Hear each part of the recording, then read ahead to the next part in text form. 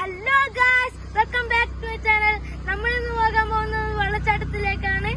നമ്മൾ പോകാൻ പോകുന്ന സ്ഥലം ഇരിക്കൂറിലേക്കാണ്. നമ്മൾ അതിന് പോകുന്ന വഴിക്കെന്ന് പറഞ്ഞുതരാം.